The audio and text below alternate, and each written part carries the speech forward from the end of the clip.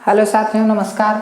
Polytechnic पाठशाला के YouTube channel पर आप सभी का स्वागत है। पॉलिटेक्निक पाठशाला 3.0 पे मेजरमेंट में हम आपको आज पढ़ाएंगे कि इलेक्ट्रोडायनमोमीटर टाइप इंस्ट्रूमेंट के बारे में हमने आपको बता दिया। ठीक है, उसमें जो मेन कंटेंट थे उसको हमने आपको अच्छे तरीके से क्या कर दिया, बता दिया।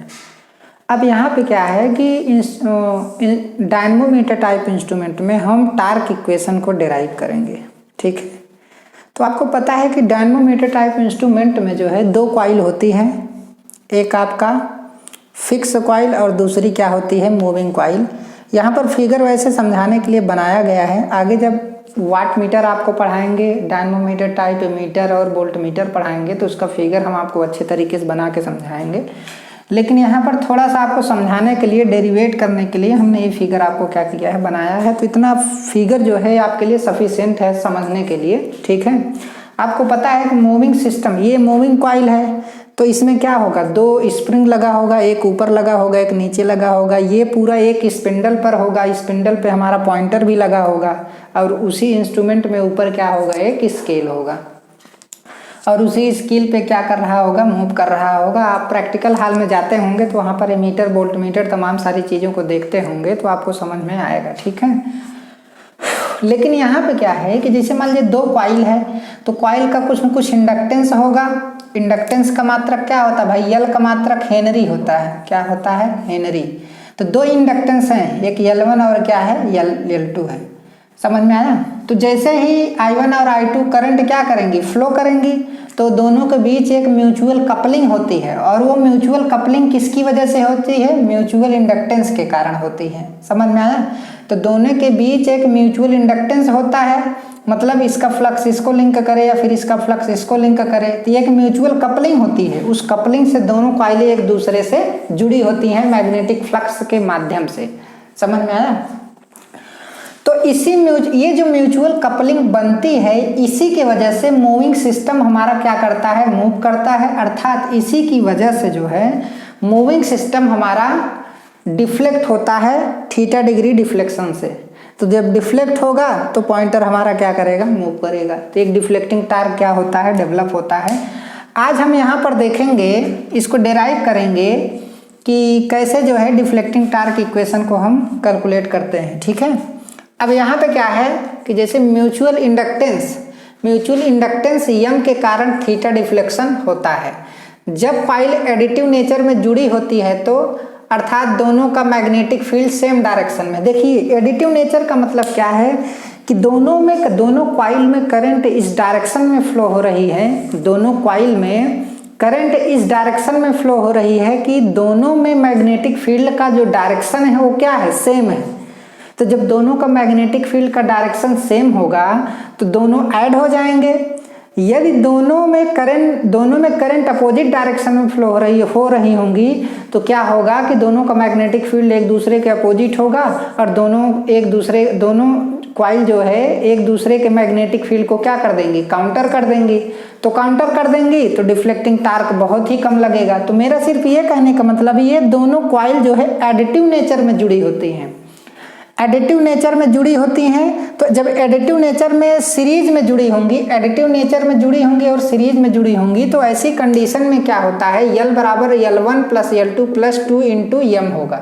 समझ में आया। ये कैलकुलेशन जो है आप जब एसी सर्किट कर रहे हैं, जब मैग्नेटिज्म का चैप्टर आप पढ़ते हैं, इलेक्ट्रोमैग्नेटिक इंडक्शन चैप्टर पढ़ते हैं, तो उसमें आपको अच्छे तरीके से इसके बारे में बताया जाता है। यहाँ पर डॉट है, क्या है, डॉट है। ये कॉइल का क्या है, ये कॉइल का एक पहला सिरा है और क्या है, दूसरा, और इस कॉइल का पहला सिरा है और क्या है, दूसरा। तो कॉइल के दोनों पहले सिरे से ही करंट अंदर जा रही है। समझ में आया। तो इसलिए क्या है, एडिटिव नेचर में ये दोनों कॉइलें क्या हैं, जुड़ी हुई हैं। तो यहाँ से अगर इंडक्टेंस का कैलकुलेशन करेंगे तो कुछ इस टाइप का फार्मूला इसका आएगा, L बराबर L1 प्लस L2 प्लस क्या होगा, 2M होगा।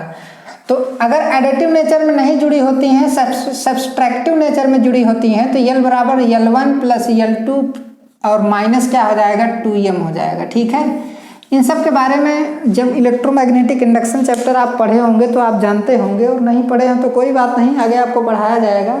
जब मशीन आपको पढ़ाया जाएगा तो वहाँ पर आपको अच्छे तरीके से बताया जाएगा। तो एडिटिव नेचर में क्या होती हैं, जुड़ी होती हैं। अवकलन करने पर थीटा के सापेक्ष हम क्या करते हैं, इसका अवकलन करते हैं। तो dl अपान क्या आ जाएगा, डी थीटा आ जाएगा। फिर L1 क्या है, कांस्टेंट है क्योंकि थीटा के सापेक्ष अवकलन हो रहा है। फिर L2 भी क्या है, कांस्टेंट है। प्लस यहाँ पर m कांस्टेंट नहीं है तो 2dm बाई क्या हो जाएगा, डी थीटा।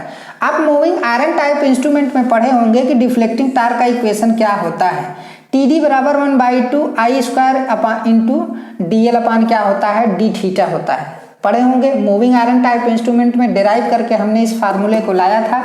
यहाँ पे बात क्या है कि देखिए यहाँ पे 2 करंट है और वहाँ पे केवल क्या थी, 1 करंट थी। तो वहाँ पर 1 करंट थी, मतलब TD बराबर आपका 1/2 I स्क्वायर इंटू DL अपान क्या है, डी थीटा। लेकिन अब यहाँ पे म्यूचुअल 2 करंट है, 2 करंट होगी तो मतलब एक म्यूचुअल इंडक्टेंस भी होगा।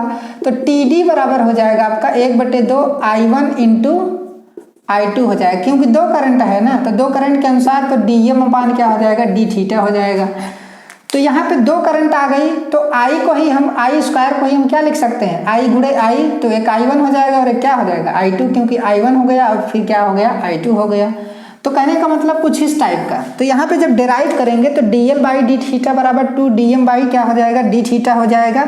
और DL बाई डी थीटा का मान जो है किसमें रखने पर, यहाँ पर रखने पर, ये समीकरण में रखने पर, कि जो मूविंग आयरन टाइप इंस्ट्रूमेंट में डिफ्लेक्टिंग तार का इक्वेशन आया था उसी में रखने पर, जब उसमें रखेंगे तो यहाँ पर कितना आ जाएगा, TD बराबर आ जाएगा, देखिए हमने रख दिया DL बाई डी थीटा यहाँ पर था, यहाँ पर देखिए था तो इसका मान यहाँ पर हमने रख दिया DM बाई डी थीटा रख दिया, 2DM बाई डी थीटा।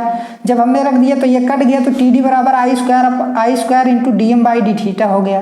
तो I स्क्वायर यहाँ पर क्या होगा, यहाँ I स्क्वायर हम ना लिख करके I1 इंटू I2 लिखेंगे, समझ में आया। अभी तो स्क्वायर के फॉर्म में ही है, बस करंट क्या है, 2 करंट है, इस वजह से I1 इंटू I2 लिखी गई है।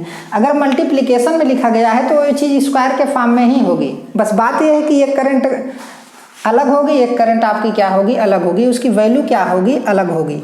तो ये आपका क्या है, डिफ्लेक्टिंग तार का फार्मूला है, समझ में आया। लेकिन ये फार्मूला क्या है, DC के लिए कैपेबल है। ये फार्मूला DC सर्किट के लिए क्या है, कैपेबल है। और AC सर्किट में क्या होता है, इंस्टेंटेनियस वैल्यू होती है। AC सर्किट में क्या होता है, इंस्टेंटेनियस वैल्यू होती है। तो उसके बारे में अगले लेक्चर में हम आपको अच्छे तरीके से क्या करेंगे, पढ़ाएंगे। ठीक है, धन्यवाद।